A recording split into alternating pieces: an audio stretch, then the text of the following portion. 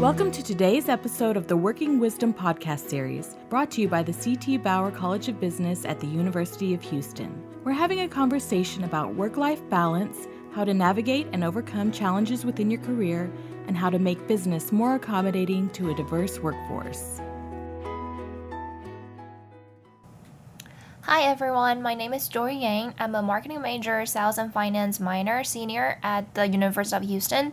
Right now, I'm one of the assistant program managers for sales management of the Program for Excellence in Selling under the Steven Stagner Sales Excellence Institute in the Bauer College. And basically, just after graduating from the program, I started working there and then play as a role as a teacher assistant and support the current students in PS, specifically the second semesters. So today I had the pleasure to be invited to be a host on the Working Wisdom Bauer podcast, dedicated to share the best practices and personal stories related to the changing workforce. In this segment, we have identified finding and owning confidence as the focus area. So today I am interviewing Betsy Gelb, who is a marketing professor here at Bauer for 40 years with research interest in advertising, marketing, public policy, and healthcare. And we actually have interviewed Professor Betsy before in one of the previous podcasts, but just in case if you haven't heard that episode, I'd like to ask the professor start with introducing herself.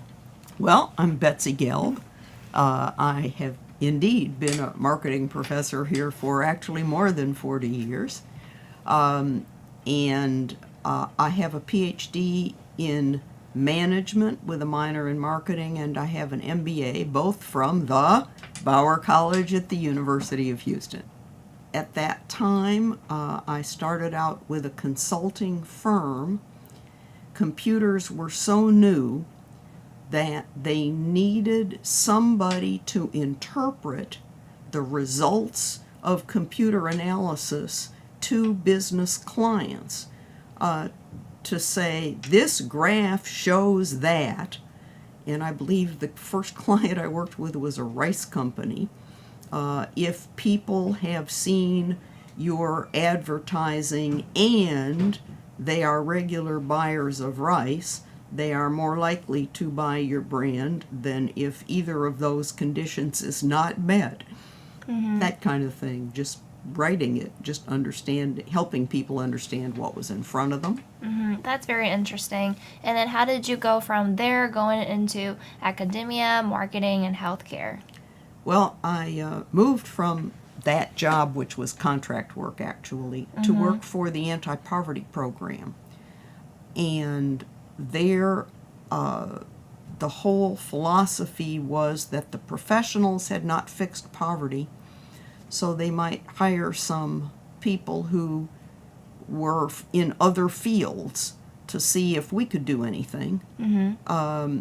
And I found myself in the role of delegate agency coordinator. We had delegated to the Houston Independent School District running year-round Head Start, and I was supposed to be telling the superintendent of schools of HISD how to comply with federal rules. And I was 30 and I was female and I had a bachelor's degree, and unsurprisingly he was not tremendously interested in what I had to say. Wasn't much I could do about the 30 or female, but I certainly could do something about just having a bachelor's degree. Mm-hmm. So I enrolled in an MBA program, and then once I was in that and finishing it, it was suggested, hey, we've got a brand new PhD program here in business. And I thought accurately that that would lead to a very flexible life. Mm-hmm. And so I was right there. Yeah. Thank you for sharing that. And then, so regards to the marketing and healthcare topics, how did you identify that your interests are in those two topics specifically?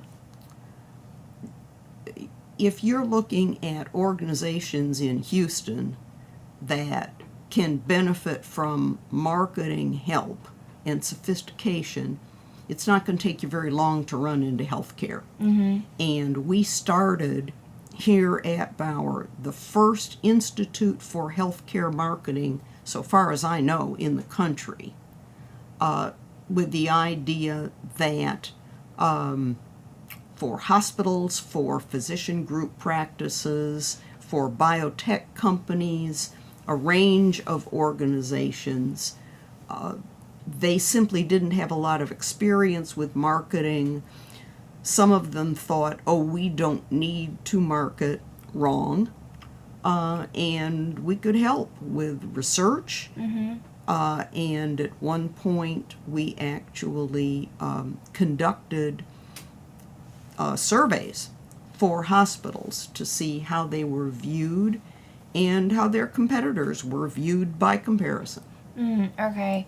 So I guess my question would be like, when in this journey that you realize that's something that you're really passionate about and that's something you want to do for the long term? I guess when I looked around and said, who needs marketing sophistication?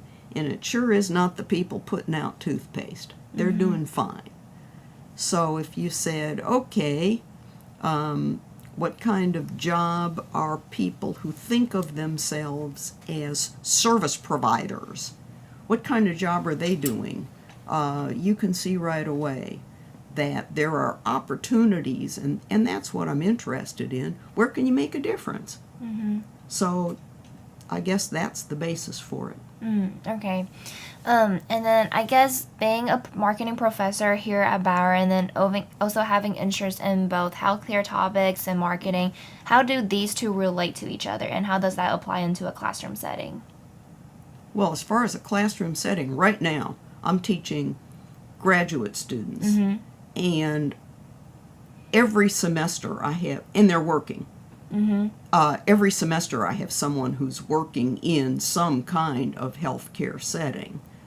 And I would say that by now those organizations realize that if we define marketing as matching, well, it's technically facilitating exchange, but matching what consumers are looking for.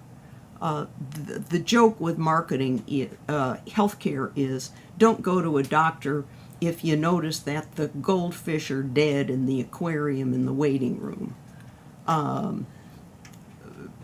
But that's kind of superficial, and what we're really saying is, what are patients looking for? What will help make a healthcare encounter for them better? So now we're gonna go ahead and take a break and then listen to some message from our sponsors. Bauer College's executive education program is training business professionals and leaders to tackle the challenges of tomorrow. Courses in consulting, strategy, analytics, project management, and more led by Bauer's award-winning faculty.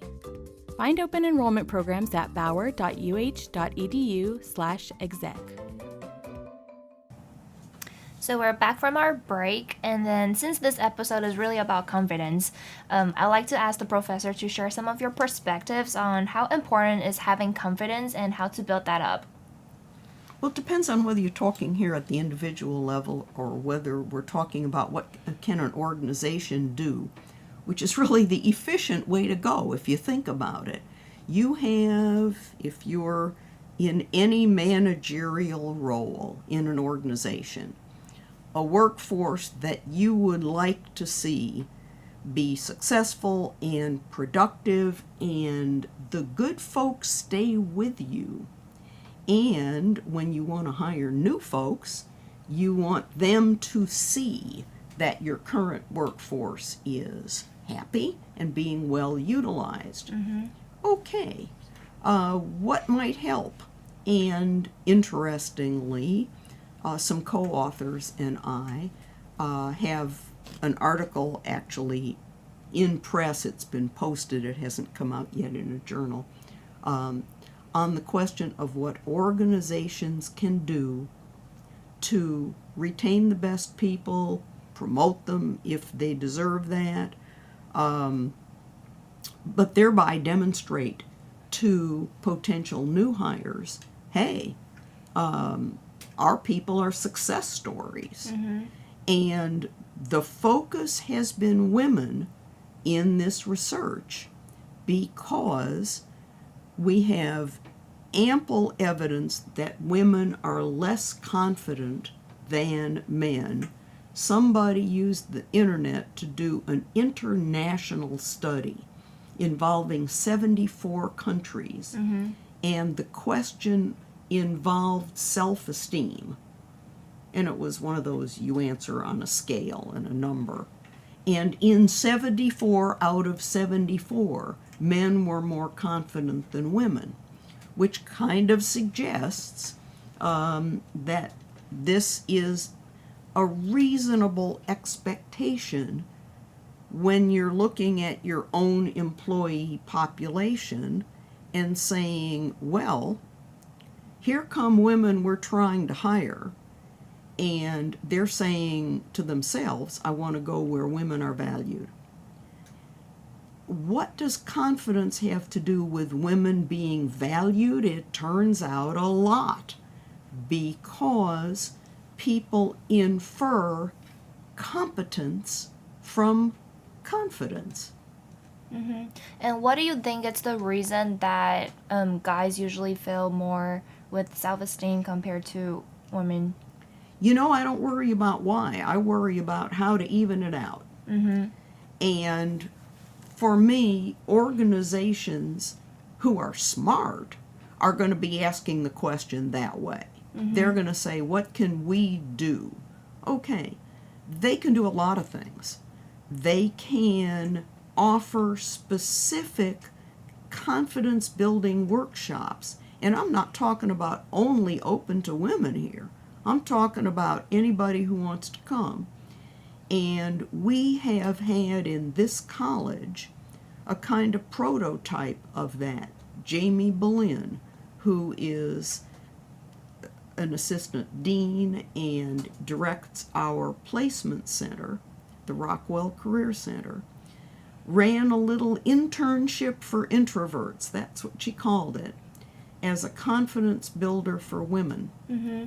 And started out with, okay, let's have you try this, let's have you try that, let's have you try that, to see that you can become a networker, become somebody who puts on your resume a lot of achievements that are real, goes to interviews with confidence because you've done practice interviews, a whole lot of stuff. Okay, so if at the corporate level one wished to do something similar, an organization can hook up the less confident with mentors, can let them have practice with those mentors. What would you say to somebody you ran into in the coffee room just to start getting to know them? What would you say in a meeting to present your ideas? Okay, let's practice. What can you read? And my favorite book on the topic is called How Women Decide by Therese Huston, and just talks about what level of self-confidence leads to what kinds of decisions, and how the more confident you are, the more you're willing to say, I'll take a risk. Well, how can you do something new without taking a risk? So you want your employees thinking, I am willing to do something different, new, better. And one of the suggestions is let them fail fast. Let them get feedback on a small decision that has some risk and learn from it one way or the other. It doesn't have to work. And so this is the kind of workshop approach. Okay, then there are other approaches to building confidence. And one is to think about meetings where ideas are put forward. And the cliche, but there's some reality behind it. A woman offers a suggestion people kind of don't notice, and then 3 minutes later, somebody else The in guy the room said it. says the same thing. Right. Oh, yeah, that's a great idea. So the suggestion here is to build a kind of support chorus. Oh, Leticia, that's a great idea. To have somebody immediately chime in to recognize what some woman is, When they mention an idea. yeah, advocating, or for that matter, not advocating, but When they express their ideas. precisely. Yeah. So do you think that always have to come from upper management? So basically, start with the upper management in an organization. Well, that's the place you'd want to start. And I think it's very cool that you mentioned that introvert internship workshop. Yes. I will definitely have to check that out myself. And I guess going back to, you mentioned a lot of ways having mentors. Was there anyone in your journey that specifically helped you with building up that confidence? Absolutely. When I was working for the anti-poverty program, the executive director was a woman. And I took one look at her and I thought, okay, I could learn a lot from her. And I said, I would like to pick you up and drive you to work every morning and bring you home every afternoon. And did for many months. And she would set objectives on her way in the morning. She'd say, okay, we're going to be having a staff meeting. We had them once a week. I would like this to come out of that, whether it was participation from an individual, whether it was a particular decision. And then on the ride home, she'd talk about, well, did it turn out the way she wanted to? Or if not, why not? And what could she have done differently? And that was a tremendous learning experience. I don't know that before that I had thought about interpersonal interactions as the level of importance that they really have. Yeah, and then I think I definitely also agree on when you mentioned like you only grow when you take risks, because you want to be at the end you want to be able to be comfortable in the uncomfortables, and that's kind of how you grow yourself and having that constant growth every day. But that's a lovely phrase. Yeah, and I guess as a word of advice for just students or listeners and other business professionals, as our time is wrapping up soon, I guess what will be that one sentence or one phrase that you want to give out as a word of advice regards to building up that confidence and then going into the corporate world? Look in the mirror. Admire that person. That's all it takes. All right. Well, Professor Betsy, I want to thank you for your time on the behalf of the Marketing and Communication Department, and thank you for taking the time to join me and share your experiences. And it has been a pleasure to interview you. And thank you, the audience, to listening to our podcast, and stay tuned for the next one.